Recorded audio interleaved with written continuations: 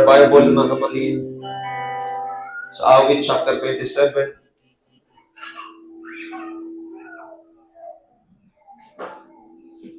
Awit chapter 27, verse 13 to 14, mga kapatid.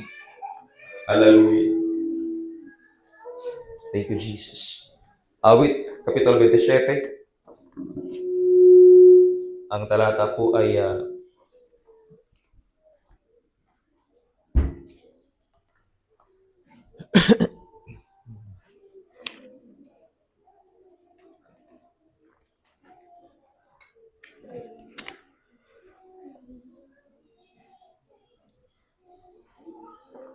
sa mga nakasumpo, magsabi po ng Praise the Lord. 27 ng awit, talatang 3 hanggang 14. Ako sana'y nang lupaypay, kung di ko pinaniwalaang makita ang kabutihan ng Panginoon. Sino po lahat sang-ayon na dahil sa kabutihan at mga kabutihan ng Diyos, nakakapagpatuloy tayo, mga kapatid. Dahil ang Diyos ay mabuti, dahil ang Diyos ay tapat, dahil ang Diyos ay dakila, nakakapagpatuloy tayo, mga kapatid. Sa mga himalang ginawa niya, sa mga galingan, amen, sa mga problema ang kanyang tinugunan, dahil sa mga bagay na yon, mga kapatid, tayo sana ay nanlulupaypay at nanlupaypay. Ngunit dahil pinaniwalaan natin ang bagay na ating pong sinampalatayanan sa Panginoon nang makita natin ang kabutihan ng Diyos. Ako sana'y nang lupaypay kung di ko pinaniniwala ang makita ang kabutihan ng Panginoon sa lupain ng may buhay.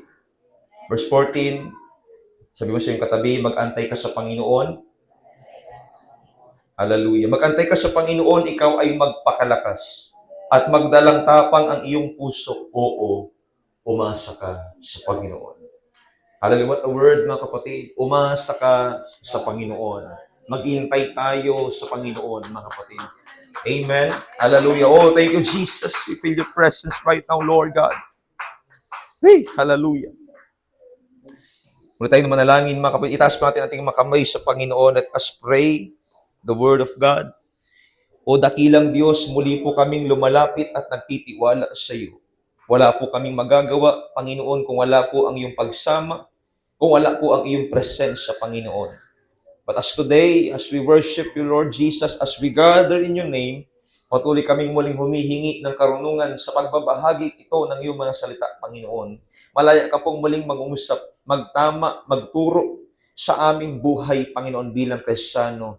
And Lord, sangkapan po kami ng anointing sa aming pong kalagitnaan. Magbigay po ng kagalakan, kalakasan, kapayapaan sa aming kalagitnaan habang nagpapatuloy po ang iyong banal na gawain, Panginoon. Dakila ka, O Diyos, sa iyo ko po pinagkakatiwala ang mga nalalabing oras. Ikaw po ang patuloy na kumatagpo sa pangangailangan ng aking mga kapatid, Panginoon. Kayo po ang siyang mangusap, kayo po ang siyang patuloy na magpala sa kanilang mga buhay at tumugon sa kanilang mga pangailangan. Ito po ang aming panalangin sa iyong dakila at makapangyarihang pangalan, Panginoong Jesucristo na aming pong Panginoon. Amen. Amen. Hallelujah. Thank you, Jesus. Nga pala, wala yung Fabiana family, Tatay Nelvin and Nanay Mary Ann. Paalam sila sa akin last week, mga kapatid, dahil dumating yung kanilang kamag-anak from abroad, mga kapatid. So, parang ito yung time ng kanilang celebration dahil parang uuwi din ata. Tama ba din? Si Christine? Si Quintin? Tama din? Okay. Sabi ko sa kanila, habol na lang kayo, mga kapatid, kung sakali. And sana, makahabol sila, mga kapatid. And salamat sa Panginoon. Ito si Tatay Jaime. Purihin ang Diyos, mga kapatid. At patuloy lang sa paglilingkod sa ating Panginoon. Maging si Brother Carlo at Ibeng. Thank you. Nanay Maribel. At salamat sa pagpapatuloy, Sister Aisa. At the rest ng ating mga kapatiran sa church na ito, mga kapatid. Hallelujah. One more time, palakpakan po natin ang ating Panginoon, mga kapatid. Hallelujah. Come on, church. Let us praise Jesus. Hallelujah. Woo!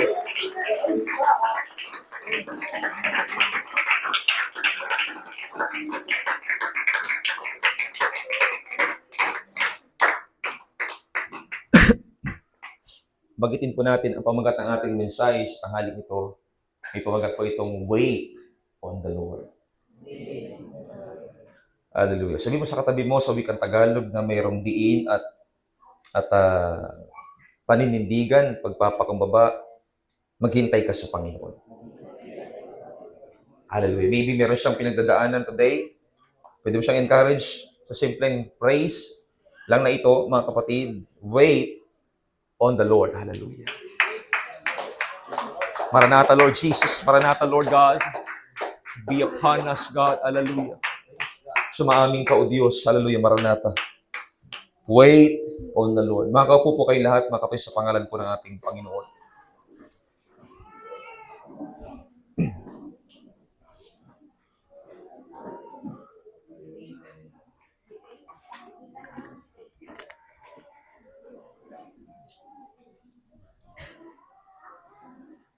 Mga kapatid sa Panginoon, naniniwala po ako bilang tao na kagaya po ninyo.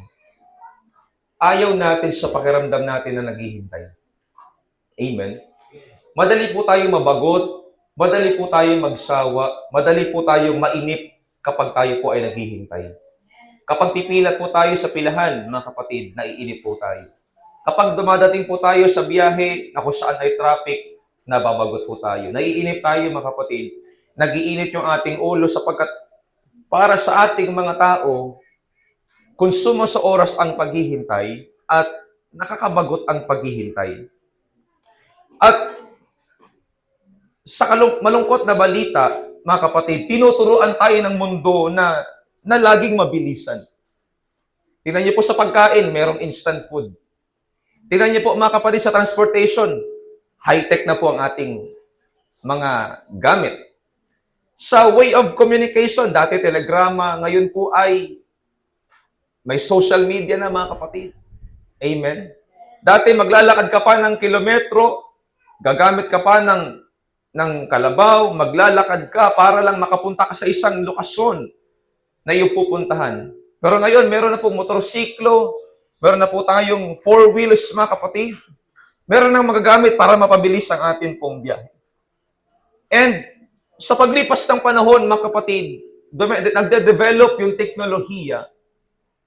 Pero napapansin natin, mga kapatid, inaalis sa buhay ng Kristiyano yung salitang matsagang paghihintay. Nagmamadali po tayo sa pag-a-apply ng trabaho. Kahit sagasaan ng araw ng linggo, may ibang Kristiyano, mga kapatid, na bahala na, basta makapasok ako. May mga Kristiyano, mga kapatid, na nagmamadaling magkarelasyon. Pumapasok sa hindi maagang at hindi magandang relasyon. Na nauuwi, mga kapatid, sa hindi magandang resulta. Inaapura, minamadali. Ang proyekto na pinapagawa ng teacher, minamadali. Basta ma-comply lang bilang estudyante. Alam kong graduating, basta ma-meet ko yung requirements na kinakailangan for graduation. Ipasa na natin. Kahit walang quality, okay na sa atin. Basta meron po tayong ma-comply, basta meron tayong ma-submit, basta meron po tayong maipasa, ay okay na sa atin.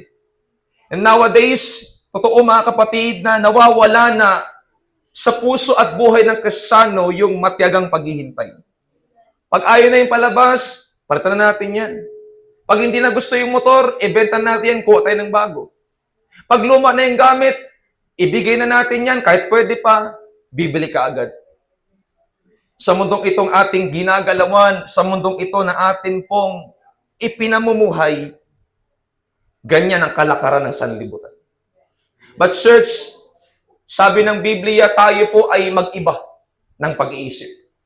Hallelujah. Tayo po ay kinakailangang magbago ng ating pag-iisip.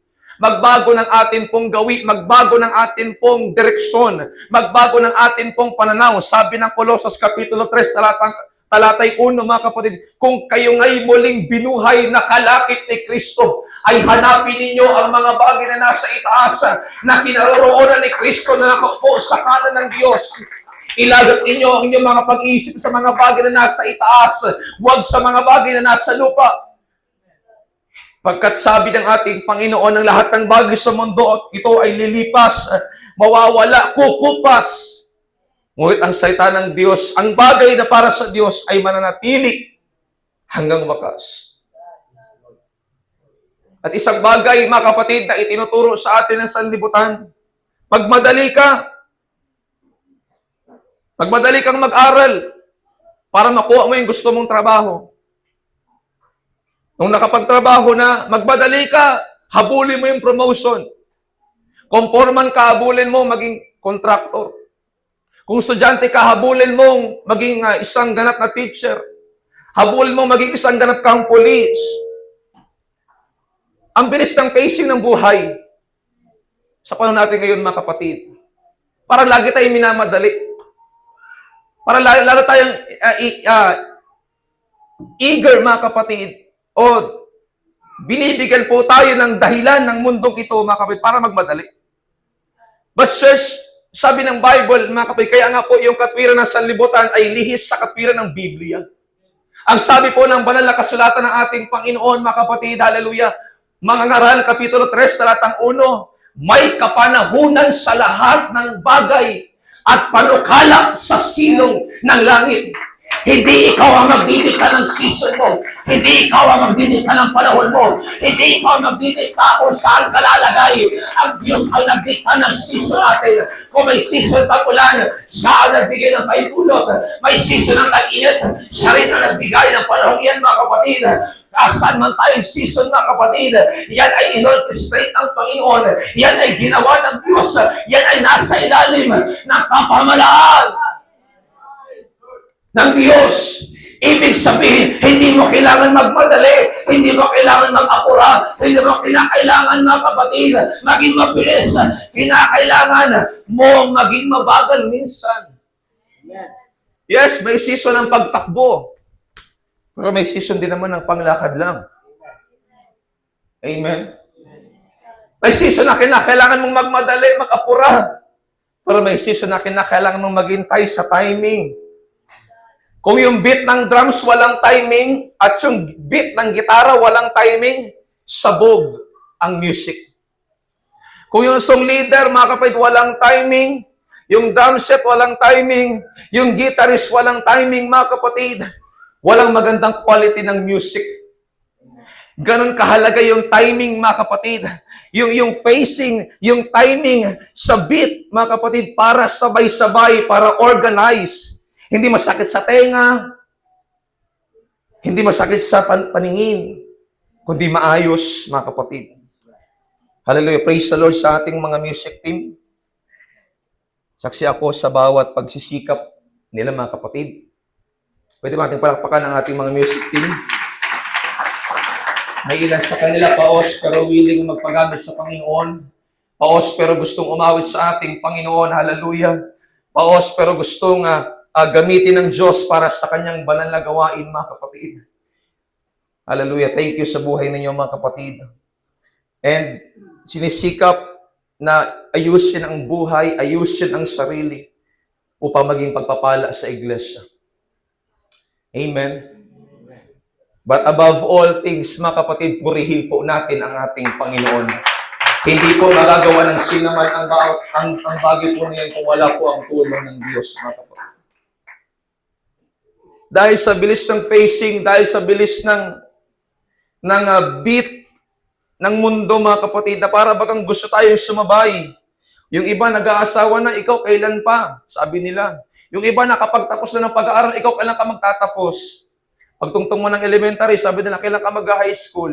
Pagtungtong mo ng high school, kailan ka magkukolehiyo? Pagtungtong mo ng kolehiyo, kailan ka magtatrabaho? Pag nagkatrabaho, kailan ka mag-aasawa? Pag nag-asawa, kailan ka magkakaanak? Pag nagkaanak, kailan yung pangalawa? Na para ba ang binigyan ng standard ng mundong ito, mga kapatid, na dapat lagi mabilis, dapat nakasalansan yan. Malayo sa original ng disenyo ng ating pong Panginoon, mga kapatid, that we just need to wait, na kailangan po nating maghintay. Kaya nga, ang delikado, mga kapatid, sa buhay ng Kristiyano na nangyayari po, dahil sa ang bilis ng facing na ginagaya ng Kristiyano, mga kapatid, nawawala na po ang disenyo ng Kristiyano sa kalooban ng Diyos. Hindi namamalayan dahil gaya ng gaya. Hindi namamalayan dahil masyadong nag-aapura. Hindi namamalayan dahil masyadong nagmamadali. Nawawala na sa kalooban ng Diyos. At yung purpose niya, yung layunin niya bilang Kristiyano, hindi niya na nagagampanan. Church, yan ang po ang pinakaingatan po natin sa iglesyang ito, mga kapatid. Na nagsisimba tayo, yes. Nagpapagamit tayo, yes. Naglilingkod tayo sa ating Panginoon. Pero pakaisipin po natin mabuti, mga kapatid. Masyado ba tayo nagiging mabilis? Masyado na ba tayo nawawala sa line ng Panginoon? Masyado na ba tayo nawawala sa kalooban ng Diyos? Baka masyado tayong abala sa pagmamadali para magtrabaho. Magiging madali para mag-promote sa trabaho. Magiging madali para magkaroon ng pamilya. Nagmamadali para magkaroon ng maraming anak. Pakaisipin natin mabuti, mga kapatid, baka po nagsasuffer ang kalooban ng Diyos. At akala mo, naglalakad ka, akala mo may direction kang pinatutunguhan, pero ang ending, umiikot ka lang.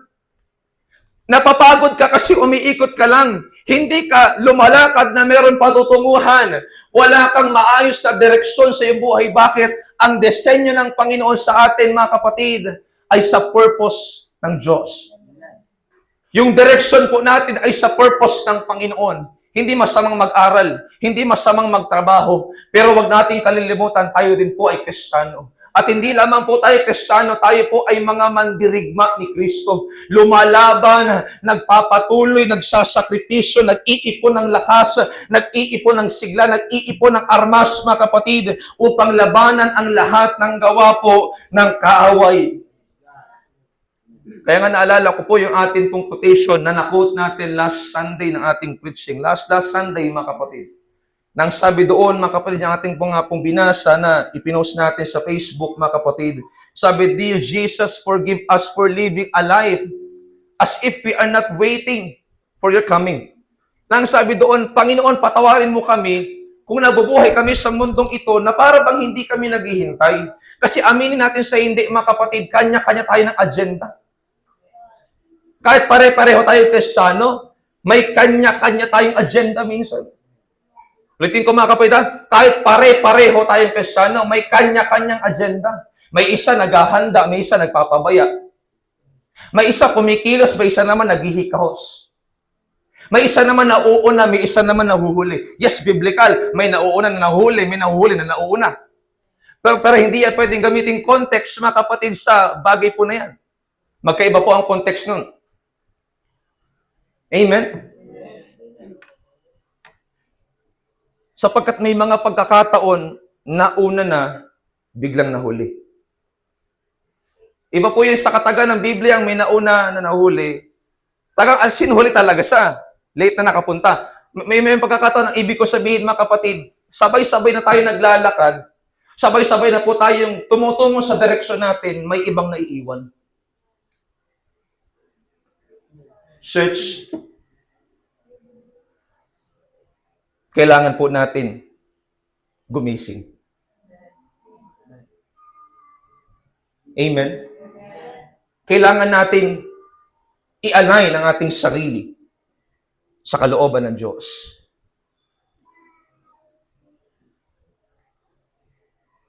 Kung nabubuhay man tayo sa buhay na ito na para bang hindi tayo naghihintay sa pagbabalik ng Panginoon, mangusap ka sa Panginoon. 1 John 1:9. If we confess our sins, He is just and faithful that He will forgive all our trespasses, forgive our sins. Salamat sa ating Panginoon, tinuturoan tayo ng Biblia na hintayin po natin ang Diyos. Nahintayin natin ang pangako ng Diyos, hintayin natin ang sasabihin ng Diyos, hihintayin natin ang pagkilos ng Diyos, at hihintayin natin mismo ang ating Diyos. Amen. Ano ba ang ibig sabihin kapag sinasabi natin, wait on the Lord, o maghintay ka sa Panginoon? Pag sinasabing wait on the Lord, you are positioning yourself. Pinoposisyon mo yung sarili mo. Hindi ka lang naghihintay sa labi. Yung puso nakaposisyon sa Panginoon, na kailanman, saan man, anuman, hihintayin kita, Panginoon. Yung nagsasabing, I will wait upon you, Lord, Yung nagsasabing, hihintayin kita, Panginoon, hindi lang niya sinasabi. Ginagawa niya sa kanyang sarili.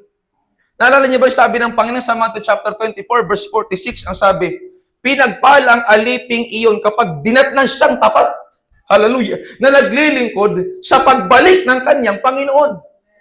And ang context nito, mga kapatid, na Matthew chapter 24, we know that, mga kapatid, na ang mga senyales ay unti-unti nang sinabi ng Panginoon na mangyayari sa kanyang pagbabalik sa panahon ng kanyang mga alagad.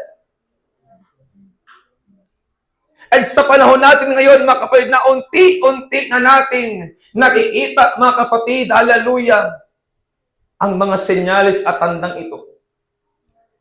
Sinasabi rin ng Panginoon sa atin, pinagpala kang lingkod ng Diyos, na datnan niyang nagtatapat at nagpapatuloy. See, tingnan niyo, mga kapatid, ang pagtuturo ng Biblia. Hindi ka lang maghihintay na magsisimba ka lang, uupo ka lang dyan. Hindi ka lang magsisimba, aawit ka lang sa ating Panginoon. Hindi.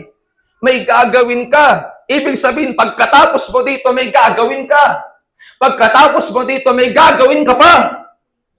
Pagkatapos mo dito, may ginagawa ka. Amen? Hallelujah.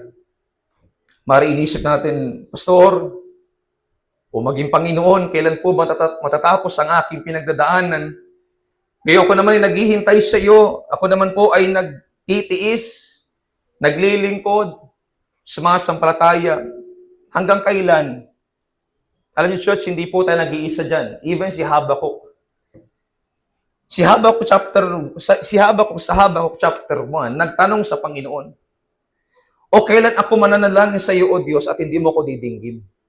Sapagkat ang context, nakita niya yung kanyang bayan ng panahon niya, mga kapatid. Matindi ang karahasan, matindi ang korupsyon. Yung kanyang mga kababayan, sinasakop ng mga Babylonia. And para sa kanya, nalingkod ng Panginoon, nahahabag siya sa kanyang mga kababayan. Na ang sabi niya, mga kapatid, kailan ako mananalangin sa iyo? At kailan mo ako didinggin? Na para bang sinasabi ni Habakuk, hindi nakikinig ang Diyos. Ikaw, di ba, dumadaan sa ganitong punto ng buhay na nananalangin ka tapos parang walang dinig at tinig ng Diyos? Pero kahit totoo at nangyayari ang bagay na yan, hindi ibig sabihin, mga kapatid, ay katotohanan po yan. Hindi po nangahulugan, mga kapatid, sabi nga po ng kasabihan, yung absence ng Panginoon, even yung silence ng Panginoon, hindi magdidikta sa kanyang presence. Nandyan talaga siya, ano man ang mangyari.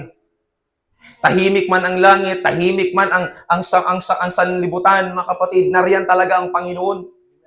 Wala tayong dapat pagdudahan, mga kapatid. Bakit? Sapagkat sa panahon din po na hindi alam ng ibang tao pinagdadaan natin, may Diyos na tumutulong sa atin. May Diyos na kumakalinga po sa atin, mga kapatid.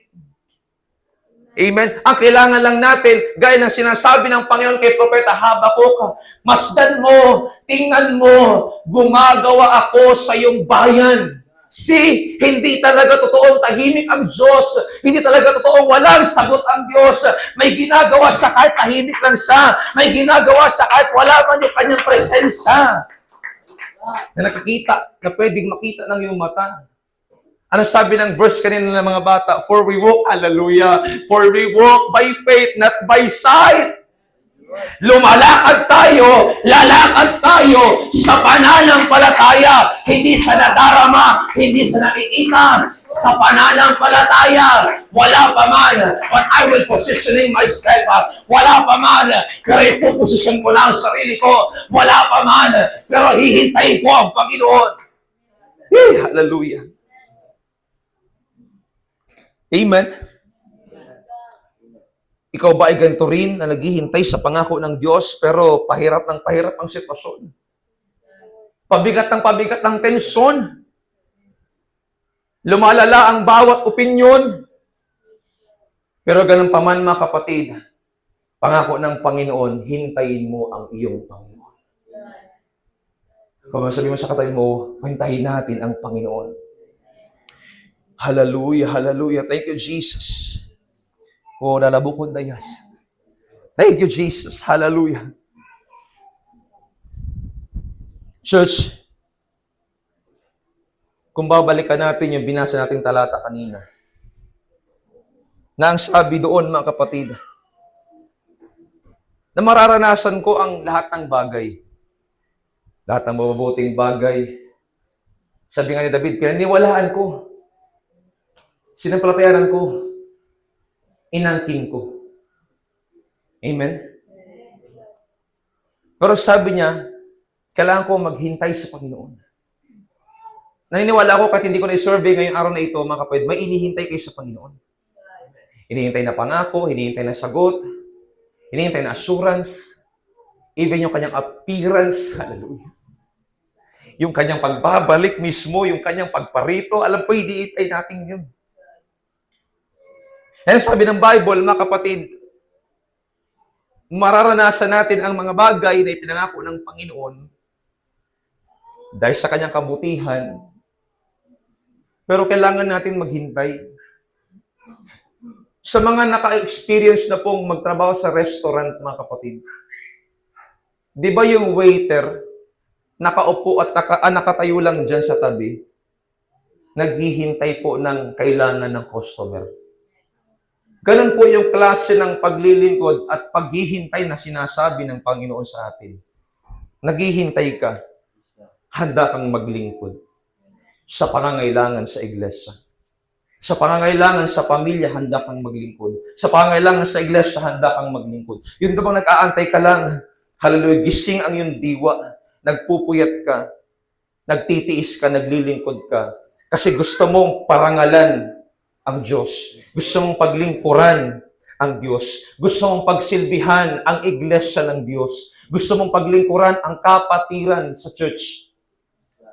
That's why kahit minsan nangangalay po tayo maghintay, nangangawit po tayo, dumadaan sa pagsubok, dumadaan sa problema, na para bang nagbibed, na parang kawayan, hinahampas ng hangin. Pero tingnan niyo mga kapatid, tingnan niyo po yung revelation sa kawayan. Hinahampas ka lang ng hangin, pero hindi ka kayang bunutin. Hallelujah. Amen. Kaya nga, madalang sa kawayan ang mabuwal dahil matibay po ang kanyang pundasyon. Pag sobrang lakas lang talaga ng bagyo, ng unos, kapatid, doon lang siya mabubunot. Amen? So, kung malalim ang pundasyon, kung matibay ang muhon, kung matibay ang pundasyon, mga kapatid, pwede kang sumayaw sa gitna ng hangin, pwede kang sumabay sa gitna ng hangin, pero hindi ka kayang bunutin, hindi ka kayang daigin, hindi ka kayang patalsigin, hindi ka kayang alisin, dahil malalim ang iyong pundasyon sa atin pong Panginoon, mga kapatid, na habang naghihintay ka, medyo nagbibend ka man ng konti, medyo nangangalay ka man ng konti, but church, hallelujah, always remember, God is with you while you wait. Woo! Kasama mo ang Panginoon habang naghihintay ka. Kasama mo ang Panginoon habang may inaasan ka. Kasama mo ang Panginoon habang naglilingkod ka. You may bend, but you not be break. Pwede kang lumaylay, pero hindi ka talaga pwedeng paalisin dyan. Lalaylay ka lang. Amen. Medyo mapapagod ka lang ng konti. Medyo mangangali ka lang ng konti. But you will not be broken anymore. Simpleng kataga ng ating sinasabi, pwede kang siraan, pwede ka kayang sirain. Amen? Amen? Hallelujah. Taas po ng kamay ng lahat po ng tinangkang siraan, pero hindi nasira. Come on. Come on. Come on, church. Yeah, come on. Woo! Minsan siniraan, pero hindi nasira. Minsan mang inatake ng kaaway, pero hindi nang lupaypay. Amen, ay? Palakpakan po natin ang Panginoon.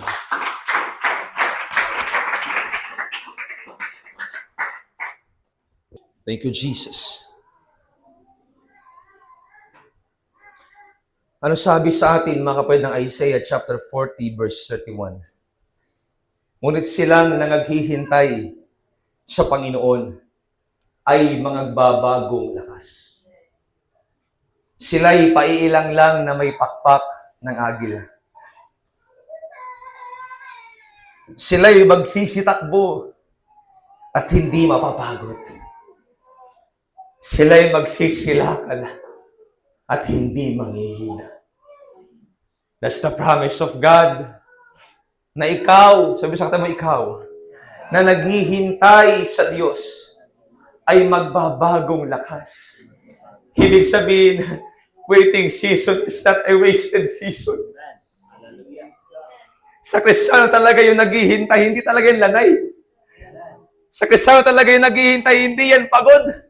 Hindi yan kapaguran, hindi yan kalabisan, hindi yan kahirapan, hindi yan kalugian yung naghihintay ka sa Panginoon.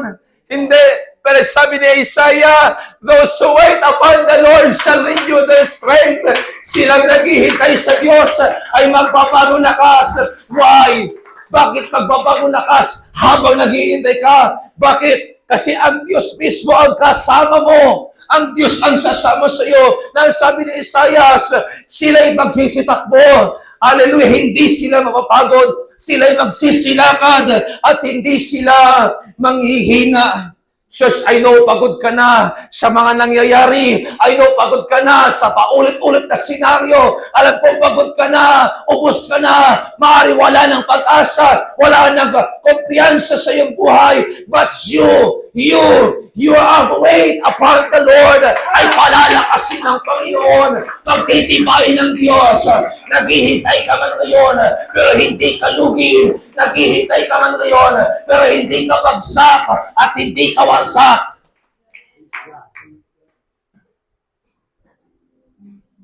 Dahil ang kalakasan natin ay nasa ating Panginoon. Hallelujah.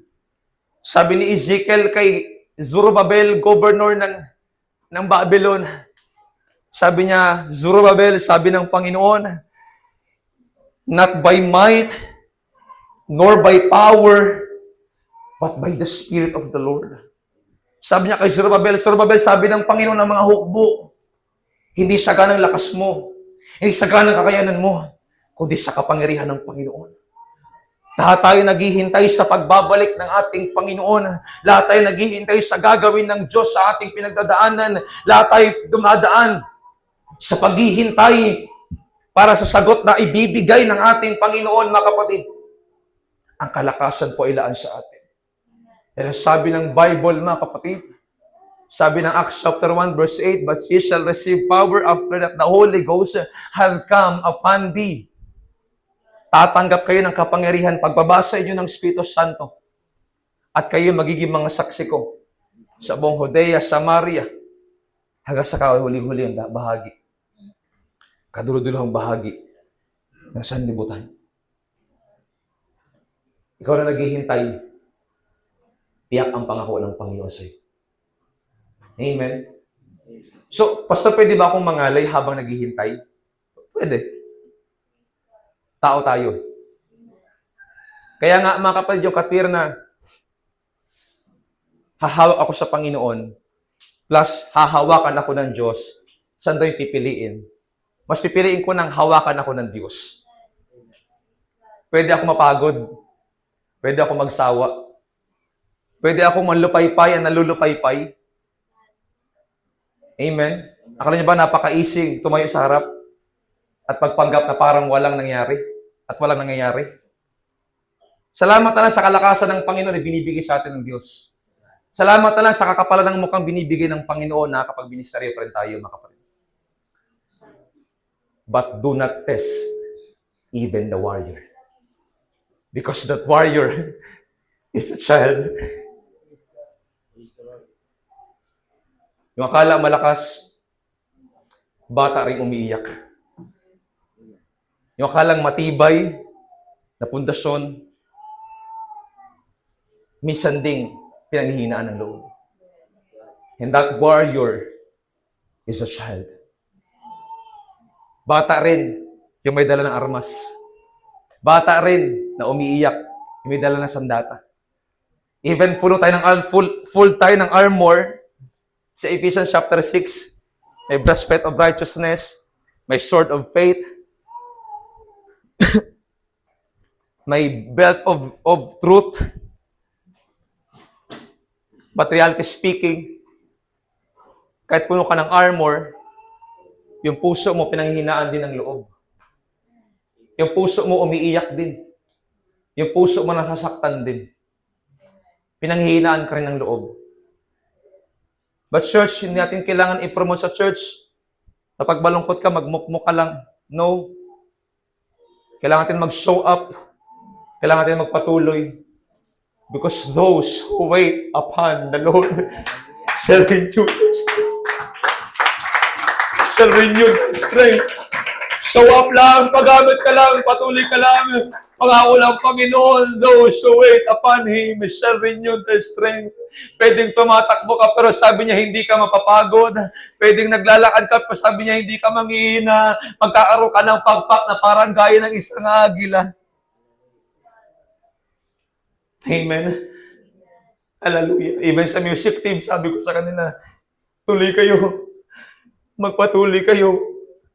Kahit hindi nyo feel magpagamit, just show up. Kahit hindi nyo feel umawit, hallelujah, umawit pa rin tayo sa Panginoon. Yun ang una.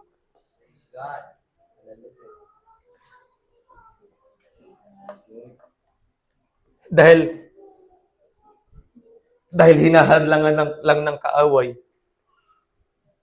Sabi ko sa kanila last Sunday, dahil hinahadlangan lang ng kaaway, yung gagawin mo today, at yung gagawin sa'yo ng Diyos today. Just show up. Padayon, sabi, para sa akong kinabuhi, bisag lisod, padayon mga kapatid, punas lang ng luha, pahid lang ng pawis, ministry ulit. Iyak lang saglit.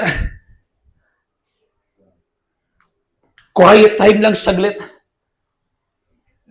Parang gasolina. Magpapakarga ka lang sa gasoline station. Dali ulit yung takbo. Kasi meron kang kailangan dalhin. Merong delivery naghihintay. Hindi ka pwede guminto. Dahil hindi mo pwede ikatira, wala lang gasolina. Naghihintay. May appointment, may delivery. Minangailangan ng serbisyo mo. Amen, church. Padayon. Kahit krisis yung gasolina. At hindi lang krisis mismo sa gasolina, sa kumpanya ng gasolina, may krisis lang sa ministry.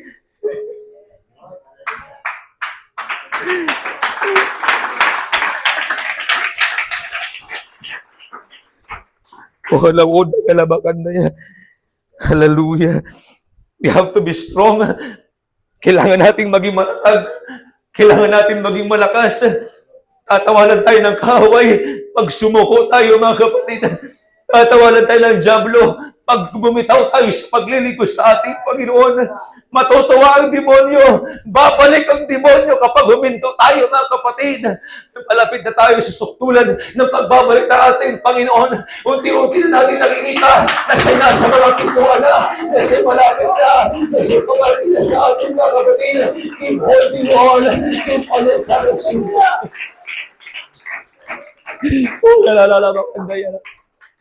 Thank you, Jesus. Hallelujah.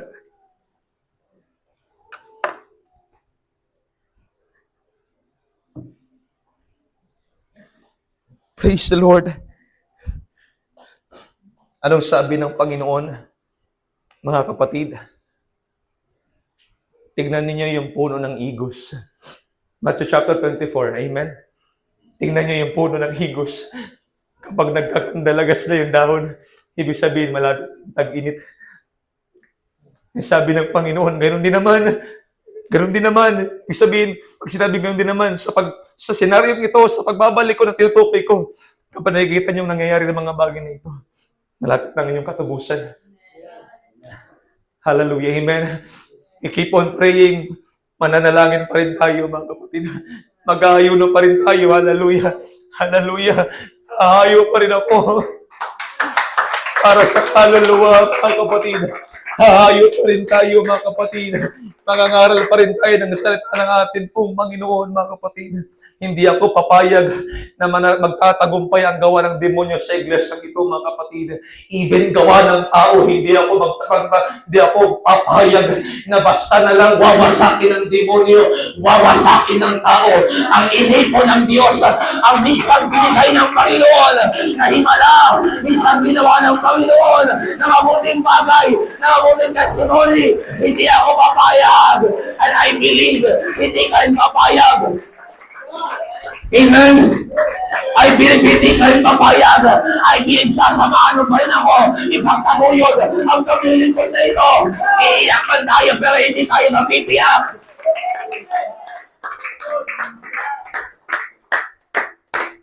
Luluha man tayo, pero hindi tayo ihinto.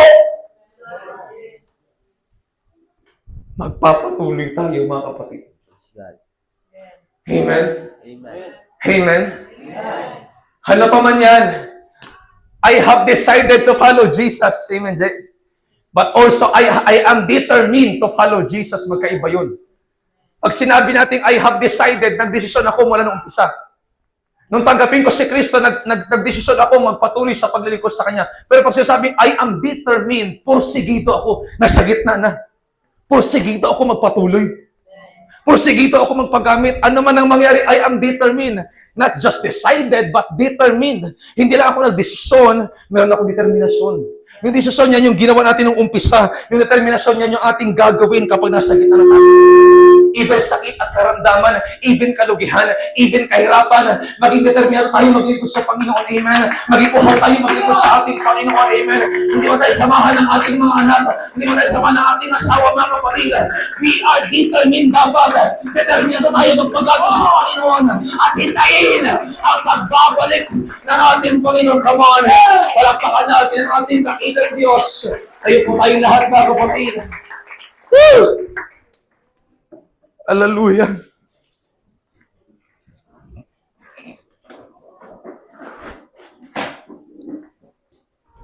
Thank you, Jesus. Thank you, Jesus.